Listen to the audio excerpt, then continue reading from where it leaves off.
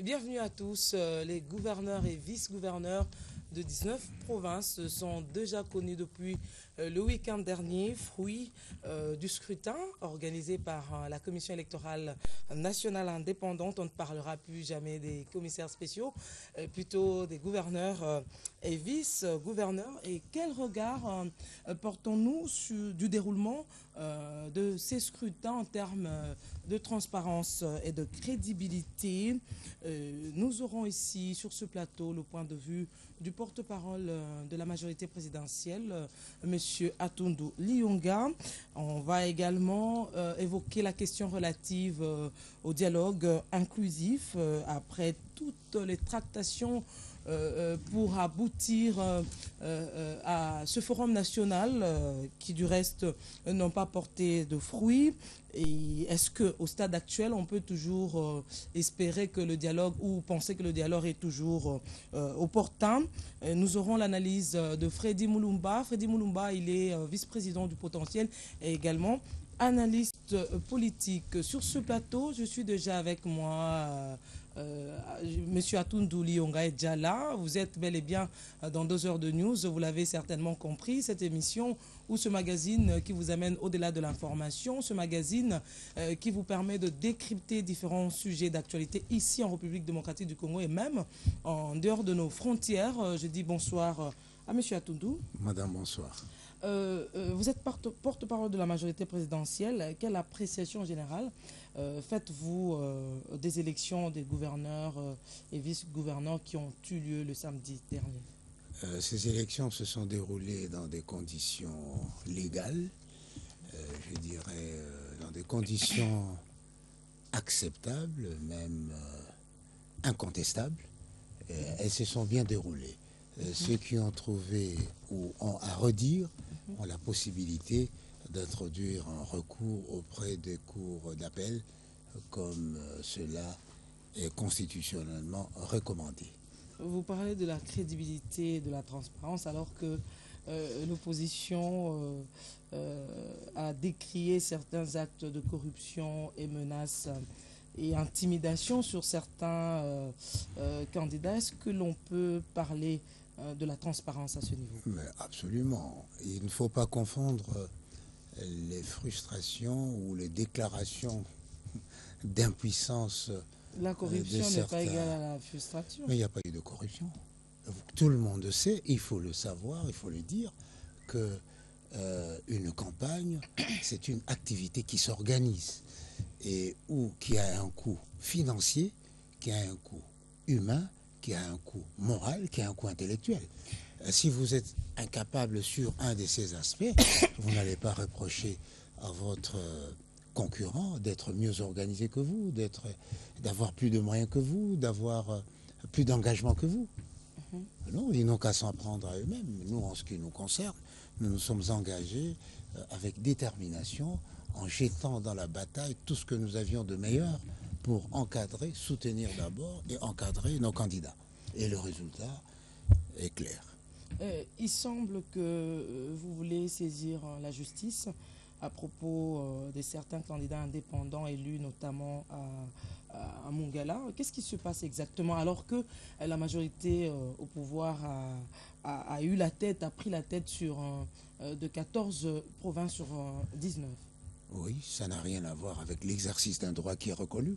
Je l'ai dit en entrée, lorsque un candidat ou une formation politique estime que tel de ses droits n'a pas été respecté pendant le déroulement du scrutin, eh bien la Constitution lui reconnaît, lui donne la prérogative de saisir la cour d'appel.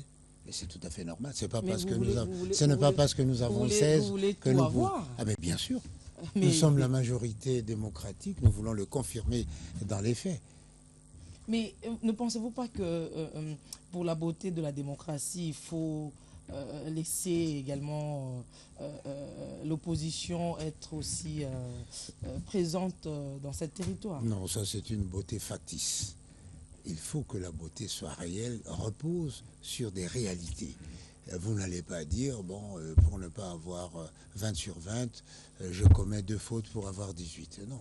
c'est une fausse humilité. Nous devons assumer notre situation de majorité en raflant, si possible, toute la mise, puisque le peuple nous a donné le mandat de diriger le pays et d'administrer le pays. Nous devons pouvoir nous donner les moyens, parce qu'au moment du bilan, nous serons seuls.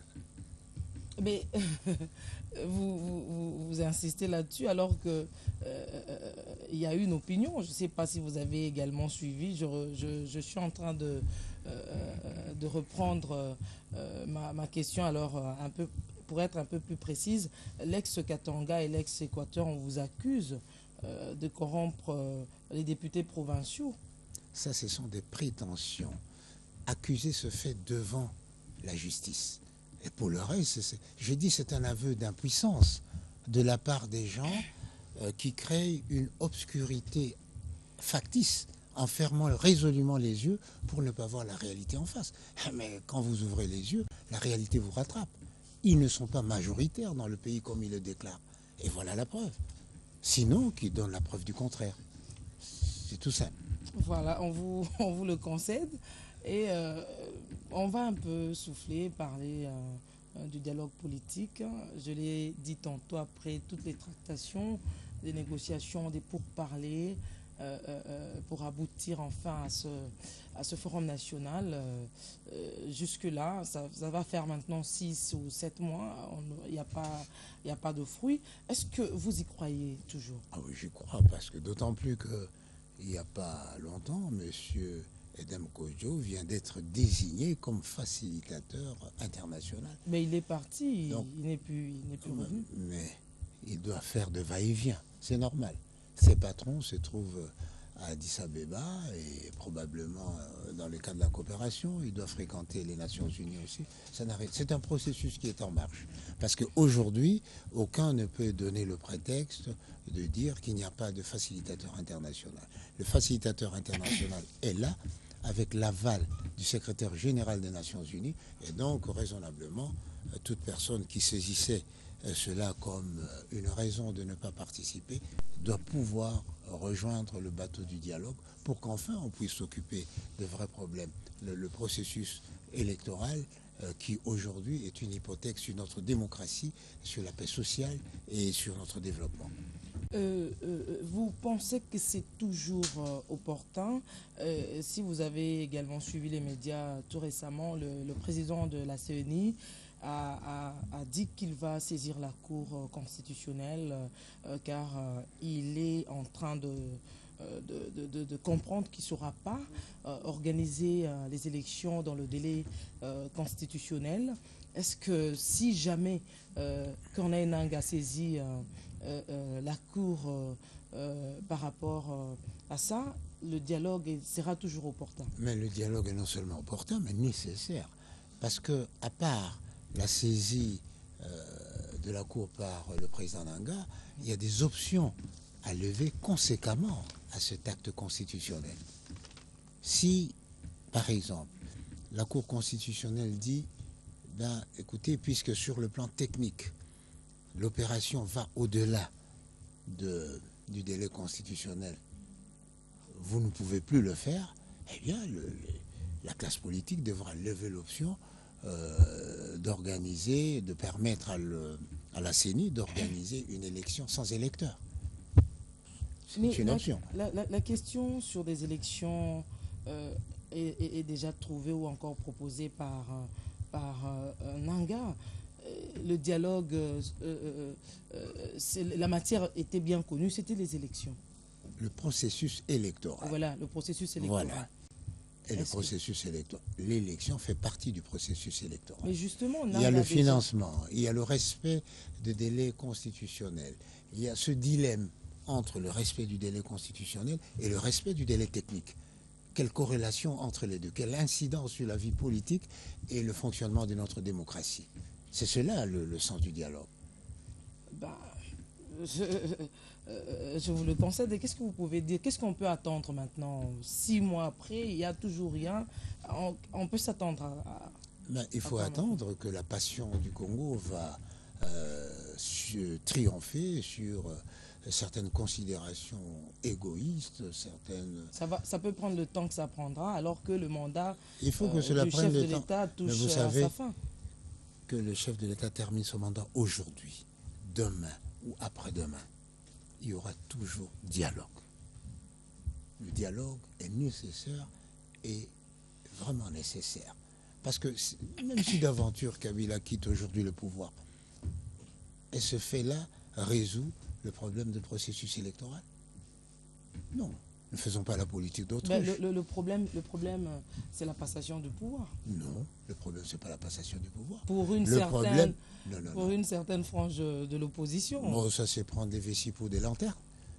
Le problème, c'est d'avoir un processus électoral consensuel qui puisse normaliser le fonctionnement de notre démocratie et qui puisse amener la cohésion nationale. Qui va aboutir aux passations du pouvoir? Non, qui va aboutir à l'élection. L'élection, la désignation d'un chef d'État et le début d'un autre mandat. Vous pensez qu'il faudra une transition? Et pourquoi? Pourquoi et pourquoi pas? Voilà pourquoi la classe politique doit lever certaines options.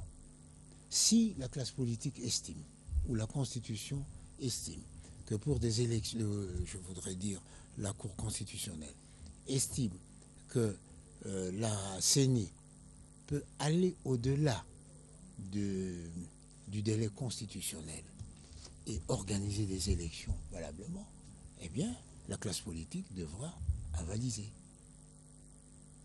Sinon, avaliser aussi si la Cour constitutionnelle d'aventure estime que voilà, il faut casser la baraque.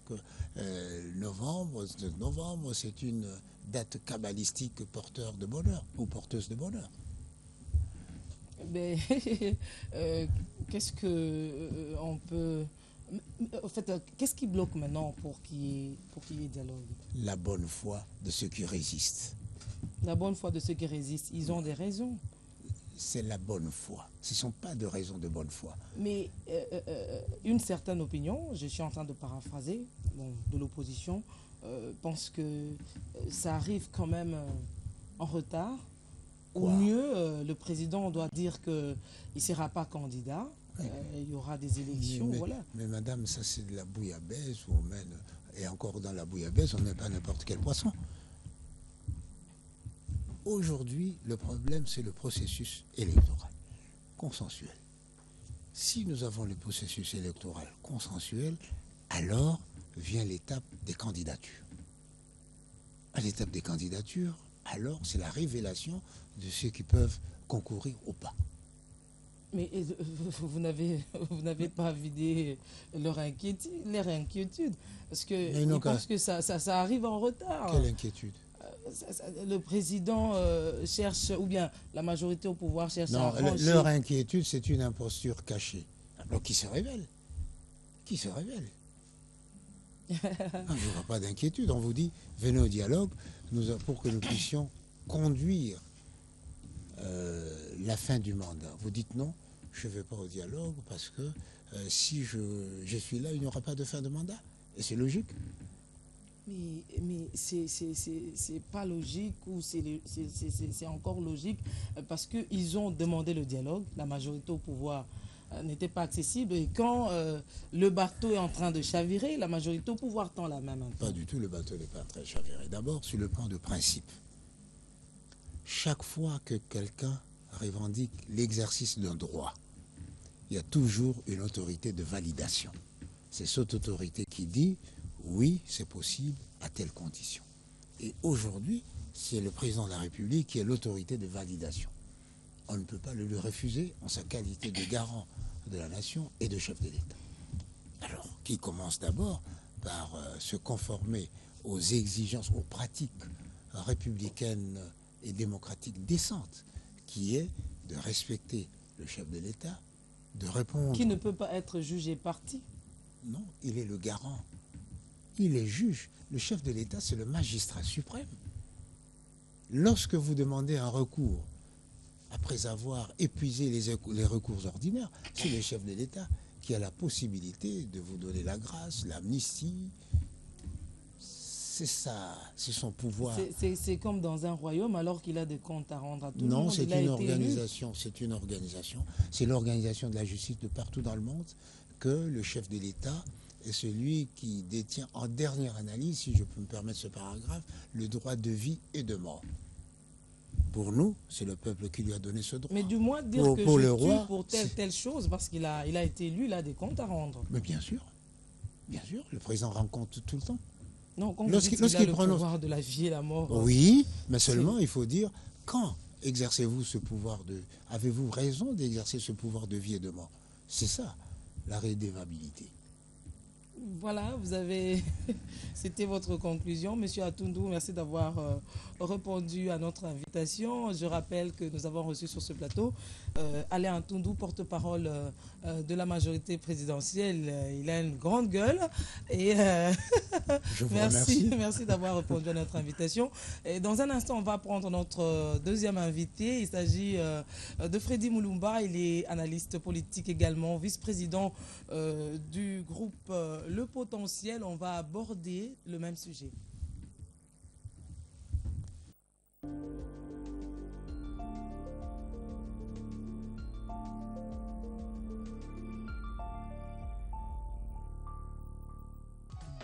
Bien-aimés dans le Seigneur, shalom. Nous vous revenons encore, toujours dans le même cadre de la célébration Pâques. Célébrons la Pâques. Célébration Pâques. Célébration Pâques 2016. Rendez-vous, ils ont déjà pris. Tous en gâté.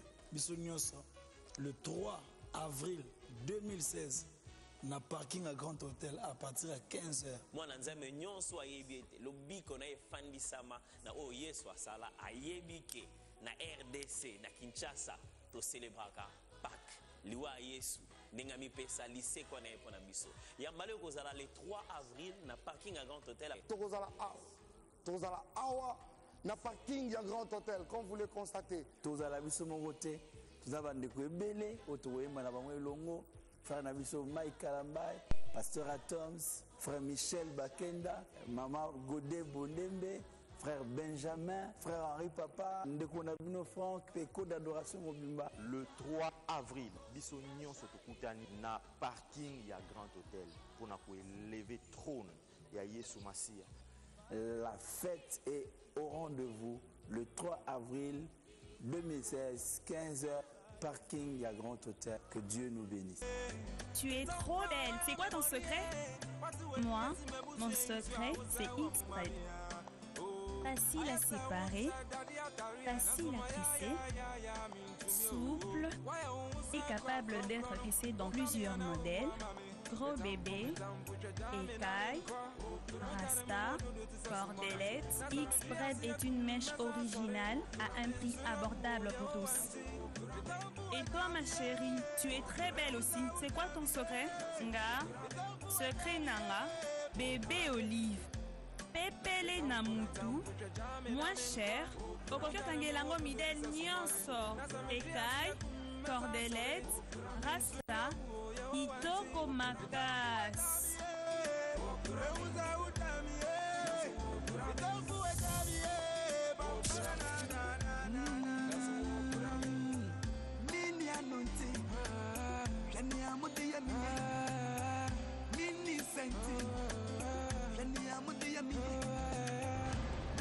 X-Spread na bébé olive kitoko ya mwasi ebimi na poisse.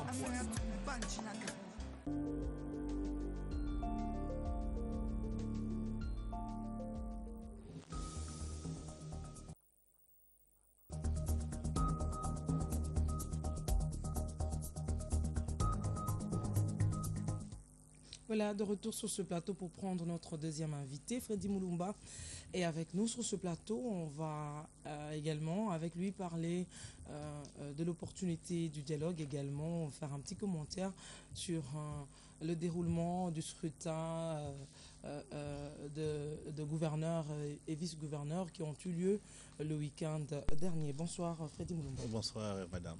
Depuis environ 6 mois que le dialogue, c'est depuis environ 6 mois que le dialogue politique a été annoncé et 4 mois qu'il a été convoqué par le chef de l'État, mais depuis rien n'est fait et rien n'est fait. Comment expliquez-vous, vous en tant que politologue, cette situation? Je pense que sur le plan politique, il y a toujours ce qu'on appelle les marchandages politiques. Les gens discutent, on monte des enchères de temps en temps, jusqu'à ce qu'on trouve un compromis ou bien un terrain d'entente. Je pense que du côté de l'opposition, tout comme du pouvoir, on a monté des enchères. J'espère qu'on arrivera du côté très de vite. l'opposition, L'opposition, tout comme du pouvoir, on monte des enchères. C'est pour mieux négocier quand ils vont s'affronter et puis ils vont équilibrer. Mais la personne qui tend la main peut toujours concéder à certaines caprices pour aboutir à la solution. En politique, il y a quand même un certain principe. Tout est question de rapport de force. La politique, ce n'est pas la religion. Derrière la politique, il y a les intérêts. Quand il y a des intérêts, il y a les conflits de pouvoir. Pour arriver à cela, il faudrait entamer des négociations et puis on arrive à un compromis. Mais au cours de ces négociations, c'est là où les partis vont utiliser les stratégies pour tirer les gars de leur côté. Tout dépendra de ce que vous pesez réellement. Mais parce qu'il faut un échange. Vous pensez que les deux partis ont intérêt ou peuvent se donner le luxe de se comporter de la sorte, alors que le temps leur imparti ou imparti par la Constitution touche déjà à sa fin? Vous savez, madame, il y a une difficulté chez nous ici. La vie du pays est résumée au niveau de la classe politique. Je prends toujours un exemple de l'Église catholique. Quand vous prenez l'Église catholique, vous comparez à tous ces partis politiques, ils ne pèsent pas. L'Église est plus puissante que beaucoup de partis politiques. Mais malheureusement, nos médias, vous donnez beaucoup plus de paroles aux politiciens. Je pense qu'il faut équilibrer le temps de médias, faire parler aussi d'autres personnes. C'est mieux peut-être d'inviter des syndicalistes qui donnent leur point de vue. Il y a les ordres d'avocats, ce qu'on appelle la véritable société civile, il y a les églises, qui chacun donne son point de vue. Les politiciens aussi vont donner leur point de vue. Mais ici, quand on parle de dialogue, on voit que les politiciens, c'est dangereux ça, parce que les politiciens ne représentent pas... Même la société civile a deux tendances, nous les avons reçus sur ce plateau. Il y a une frange de la société civile qui soutient le dialogue et une autre qui refuse catégoriquement. Madame, ce sont des opinions, mais je pense que chez nous, le problème est que la société civile est tropicalisée. Quand je vous dis société civile, d'ailleurs, je m'excuse un peu, le terme société civile, c'est un désordre ici chez nous, c'est une confusion totale. C'est-à-dire? Quelles sont les composantes de la société civile?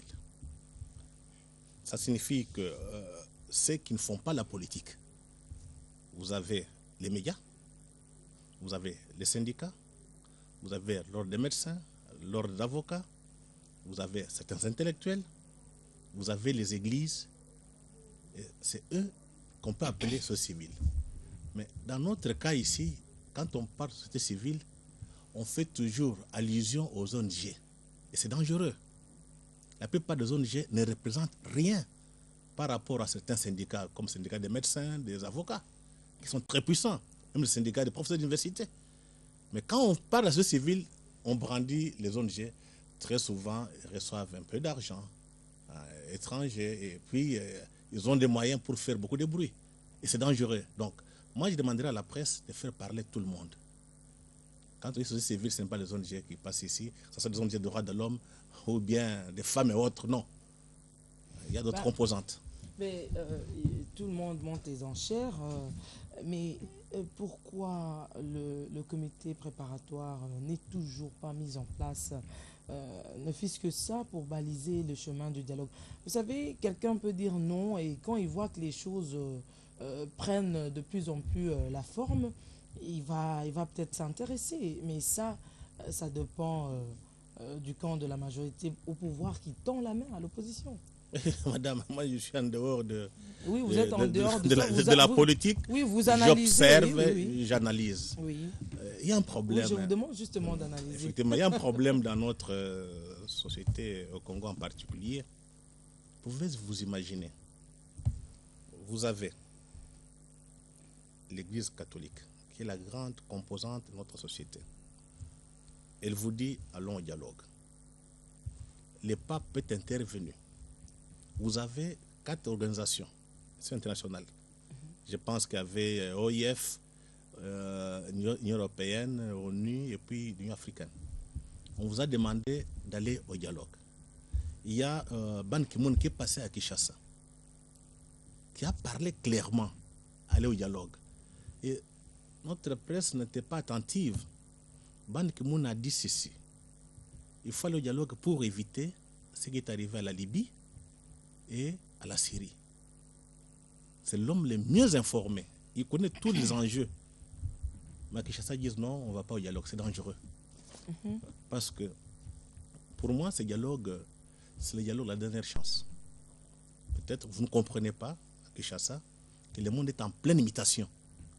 Les anciennes puissances sont en déclin. Il y a des puissances qui émergent. Aujourd'hui, les gens se battent pour se partager le monde. Ce qui se passe en Syrie devrait faire réfléchir les Congolais.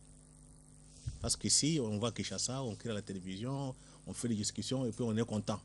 On oublie que par rapport à notre nature, le Congo, c'est un produit de la mondialisation. Il faut que les élites soient attentives parce que quand le monde bouge, le Congo doit bouger. Nous sommes le seul pays qui n'avons pas de parrain. Ça doit faire réfléchir les Congolais. Donc, penser le Congo sans voir l'imitation dans le monde, ça serait une erreur. Quand vous vous battez ici, allons aux élections, bonne gouvernance, démocratie, en Occident, qu'est-ce qu'on dit? Il faut lutter contre Daesh, contre comment on appelle ça, l'islam radical et contre la cybercriminalité. Donc les enjeux sont ailleurs. Nous réfléchissons avec des schèmes intellectuels hériter la guerre froide. La guerre froide, c'est fini. Tous les pays du monde, toutes les grandes civilisations, chacun se bat à trouver la place dans ce monde d'imitation. Les peuples qui ne seront pas organisés sont les peuples qui vont subir. Parce que aujourd'hui, hier, c'était les États qui avaient le monopole de la violence, de l'argent. Aujourd'hui, ce sont les multinationales qui peuvent décider demain de faire tomber, casser une monnaie, de faire la guerre à un pays en payant les mercenaires. Mais j'essaie de vous comprendre. Vous voulez là soutenir l'importance du dialogue au regard des conflits ou tous ces problèmes que nous avons au-delà du processus électoral. Mais la matière bien connue pour le dialogue, c'est le processus électoral. Rien à voir avec tout ce que vous voulez évoquer. Non, madame. Vous savez, la difficulté ici, c'est de ne pas tirer les leçons de l'histoire. Ce n'est pas la première fois qu'on organise des élections dans ces pays. Ça fait 2 fois. En 2006 et en 2011. Ça donnait que les résultats. Pensez-vous que si on va encore aux élections, dans ces conditions, ça va marcher? On a évité des guerres civiles à Kinshasa. Je ne sais pas si on est conscient de la situation. Il faut que les élites congolaises prennent conscience. À qui incombe la responsabilité? Ce n'est pas la mauvaise gouvernance? J'ai dit que ce n'est pas la mauvaise gouvernance, madame. Si beaucoup de gens pouvaient s'interroger, pourquoi la guerre a commencé à l'Est? Ici, du temps de Mobutu. Est-ce que Kagame, Museveni sont partis chercher les Américains, donc les multinationales américaines et britanniques pour faire la guerre au Congo? On a décidé par Clinton, avec ses hommes d'affaires d'Arkansas, pour faire la guerre au Congo et mettre la main sur les matières premières. Mais ce qui est dramatique dans tout ça, c'est là moi je dis que nous ne sommes pas lucides. C'est de voir que les gens qui ont financé la guerre, qui ont donné les armes au Rwanda, à l'Ouganda, viennent aujourd'hui nous dire qu'on va vous aider pour aller aux élections, on va vous aider pour vous démocratiser. Je pense qu'il y a un problème. On a quand même une conscience. On est à l'école des Blancs, nous savons déchiffrer quand ils parlent. Donc je pense qu'il faudrait que les élites congolaises en particulier soient conscientes. Mais il se pose un problème, M. Freddy, vous n'êtes pas politique, vous l'avez dit, qu'une certaine opinion, une frange de l'opposition, la société civile ne veulent pas que que le président Kabila les accompagne dans le dialogue dont vous faites allusion. Ils veulent régler le problème du processus électoral, que le chef de l'État respecte son mandat au regard de la Constitution. Et bien voilà. Non, je viens de vous dire ici. Ça peut, oui, pour parler dont vous faites allusion, ça peut venir après le président Kabila. Non, ça serait une erreur. Est-ce que ça nécessite sa présence? Non, non, il ne faut pas individualiser la question du Congo. Je viens de vous dire ici, quand on a décidé de faire la guerre au Congo, on a demandé à qui? La plupart des hommes politiques ont été manipulés. Et de deux, nous sommes dans une situation difficile parce que Mobutu est parti avec son État. La question ici principale, ce n'est même pas d'aller aux élections, de savoir comment est-ce qu'on peut reconstruire un État et récupérer les espaces qu'on a perdus et sauvegarder l'unité du pays. C'est la question principale. Je ne pense pas que pour faire l'armée, pour organiser, former l'armée, pour former, faire la justice, pour former aussi, créer une administration, ce ne sont pas des élections. Ce sont des hommes avec consensus, avec une certaine confiance entre eux qui disent nous voulons que notre pays soit protégé, il nous faut une grande armée. On fait l'armée.